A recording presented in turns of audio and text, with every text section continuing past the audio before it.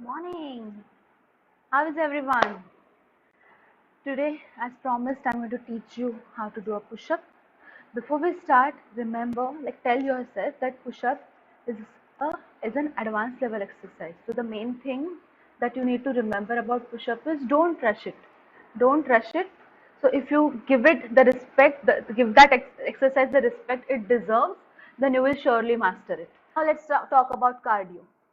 ठीक है। तो कार्डियो से आपको क्या समझ में आता है? सब लोग जाते हैं जिम में या कभी ना कभी सबने कार्डियो किया है। कार्डियो, आज कार्डियो डे है या फिर I am running for cardio, swimming. तो स्टैंडर्ड वेज जो लोगों को पता है कार्डियो करने की वो होते हैं, एक तो running, walking if you are a beginner, swimming, cycling, elliptical trainer. ठीक है। तो तो क्या होता है कि जब आपको ये 5 चीजें नहीं मिलती है, if you don't have access to gym और जहाँ पे ये कार्डियो के मशीन्स है, if you don't have access then you think you can not do cardio. या फिर people who have leg issues, उनको लगता है कि they can neither walk nor run, तो अब वो कार्डियो कैसे करेंगे? तो इसलिए पहले तो आप आसान भाषा में कार्डियो का मतलब समझ लीजिए कि कार्डियो का मतलब इतना ही है कि जो भी एक्सरसाइज जो आपके हार्ट, लंग्स, ब्रीदिंग, सर्कुलेशन को चैलेंज करे और इम्प्रूव करे, वो कार्डियो है। आसान है।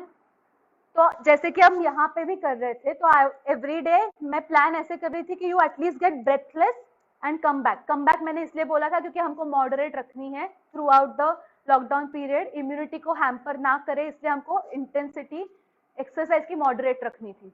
तो इसलिए नॉर्मल जैसे डॉग पोजीशन से बर्ड डॉग करना, प्लैंक में आना, इसमें भी आपका कार्डियो मतलब हार्ट और ब्रीदिंग पे चैलेंज हो रहा है, तो that can also be counted as cardio. तो फर्स्ट वो मिथ हमने ब्रेक की कि there is only these ways of doing cardio. नहीं, आप कार्डियो घर पे भी कर सकते हैं, आप कार्डियो सिर्फ मैट पे भी कर सकते हैं। तो डोंट फील कि आप कार्डियो का कोई मशीन नहीं है तो कार्डियो नहीं कर पाएंगे। ठीक है। सेकेंड चीज ये है कि ऐसे हमारे पास एक स्पेसिफिक क्राइटेरिया होता है कि बॉडी बिल्डर्स को कार्डियो नहीं करेंगे, they will not run on the treadmill, या फिर ये लोग कार्डियो इनको करना चाहिए, इनको नहीं करना चाहिए। तो इसको अंडरस्टैंड करने से पहले let's understand what cardio actually does. ठीक है। तो कार्डियो के तो अगर मैं बेनिफिट्स बताने बैठ जाऊं तो हम पूरा दिन यहाँ पे बैठ सकते हैं। So I will just focus on the most important things. So when you challenge your heart, when you challenge your lungs, lungs को चैलेंज करना मतलब क्या? You are getting breathless, so you are trying to breathe in and out more deeply. ठीक है। तो उसके लिए क्या करना पड़ेगा? You will have to expand your lungs and breathe deeply. तो आपका इनहेलेशन और एक्सहेलेशन में भी अल्टीमेटली मसल्स ही होते हैं which expand your ribcage and open for breathing in and then contract and for breathe out. तो the more cardio you do, the deeper you breathe on a regular basis, all those muscles strengthen, and that's how your breathing power increases. So it's very important for people who have breathing issues या फिर people who don't have enough breathing capacity। क्यों ये इतना important है कि क्या सुन रहे हैं हम? बेसिकली कोविड-19 रेस्पिरेटरी इन्फेक्शन है, रेस्पिरेटरी इन्फेक्शन है। तो अगर आपका कोई जैसे कि वायरस या बैक्टीरिया आपके ये सिस्टम पे सबसे ज्यादा अटैक कर रहा है, तो हम क्या कर सकते हैं? We can make our cardio respiratory system stronger so that even अगर किसी ने अटैक किया तो भी हमारा जो डिफेंस मैकेनिज्म है which will be much stronger. ठीक है। तो दूसरी चीज ये होती है कि हार्ट।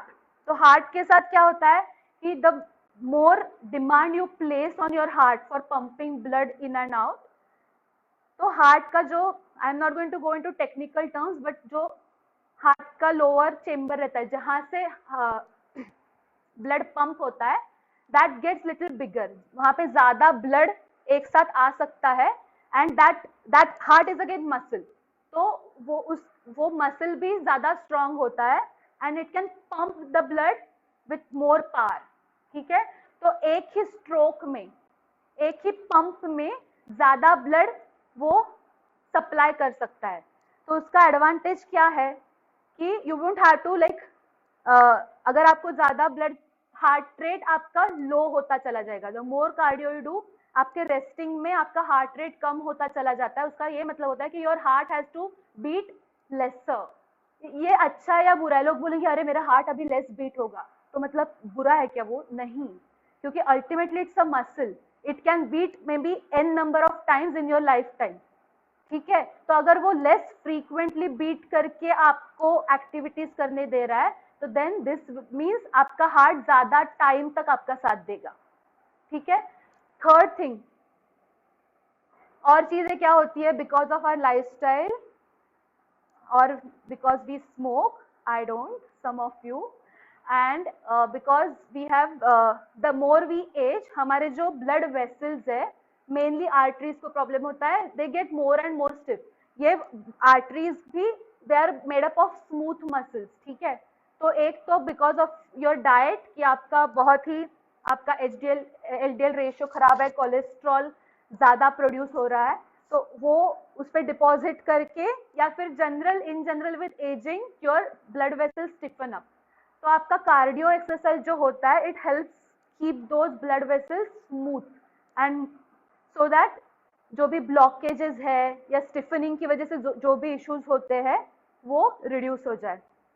फोर्थ है आपका सर्कुलेशन। तो कार्डियो, सिर्फ कार्डियो नहीं, और एक टिप दे दूंगी मैं आपको सर्कुलेशन के बारे में, कि आपके जो काफ के मसल्स है ना, इनको पेरिफेरल हार्ट बोलते हैं। इसका मतलब ये है कि आपका हार्ट पंप करता है ब्लड सारे पार्ट्स में जाता है, बट रिवर्स आने के लिए फिर से पंपिंग नहीं होती कहीं से, तो आपके जो मसल के कॉन्ट्रैक्शन है that brings the blood back.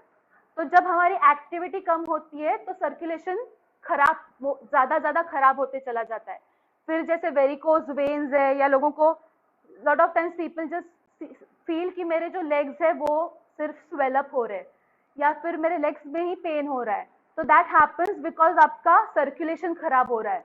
तो इसके लिए मेरा आपको एक ही टिप है, जब तक आपके पैर चलेंगे आपका सर्कुलेशन चलेगा। तो अगर आप इफ यू आर समवन की जो नहीं मूव कर सकते, may be they are bedridden और समवन, तो उनको एटलीस्ट आप अपने पैरों का ये एक्सरसाइज करना चाहिए, so that the blood can come back and circulation can remain optimum. तो ये 4 चीजें हो गई। 5वां फायदा, ऐसे मैं 50 बता सकती हूँ, but I am going to stick to 5। 5वां फायदा, the more cardiorespiratory work you do, the more you challenge your heart, the more you challenge your lungs, the more you challenge your breathing, the more you challenge your circulation. तो आपके sales में there is something called mitochondria.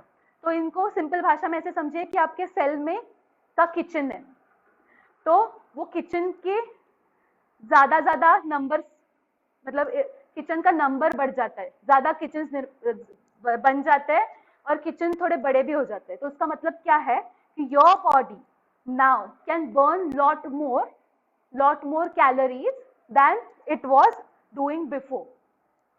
Amazing, right? Especially if you're someone who likes eating like me. So I like exercises or I like doing something which can assure कि मैं जब ऐसे बैठ के बात भी कर रही हूँ तभी भी मेरा मेटाबॉलिज्म हाई है। तो दैट इज योर फायदा नंबर 5।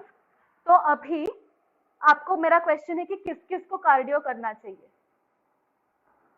तो सिंपल आंसर है इसका, जिस भी इंसान के पास हार्ट है, लंग्स है, जिसके भी बॉडी में ब्लड सर्कुलेशन होता है, जिसको भी रेस्पिरेशन की जरूरत पड़ती है, वो सब लोगों ने कार्डियो करना चाहिए। क्योंकि कार्डियो का जो हम हमेशा दिमाग में लेके चलते हैं कि fat loss, weight loss, fat loss, weight loss, ये सिर्फ साइड इफेक्ट है कार्डियो का, या कोई भी एक्सरसाइज का जो वेट लॉस होता है, या वो हमेशा साइड इफेक्ट होता है। उसके बेनिफिट्स बहुत ज्यादा होते हैं जो आपको बाहर नहीं दिख रहे, लेकिन जो अंदर आपके बॉडी में जो चेंजेस हो रहे हैं वो ज्यादा इंपॉर्टेंट है, ठीक है? तो अगर आप, तो instead of just focusing on कि यार कार्डियो करना है तो वेट लॉस के लिए करना है, please give this cardio respiratory fitness the respect it deserves, because it can literally keep you fit for a longer time, it can literally increase your lifespan, ठीक है? तो और एक मिथ ये रहता है कि if you already have like a cardiac disease or if you have like asthma, I have asthma, तो अगर आपको ऑलरेडी कोई इश्यू है ना तो आपको ये नहीं करना चाहिए। इसको थोड़ा सा मेरे को क्लैरिफाई करना पड़ेगा कि ये सही नहीं है। अगर आपको इश्यू है तो आपको उसको फिक्स करना है, राइट?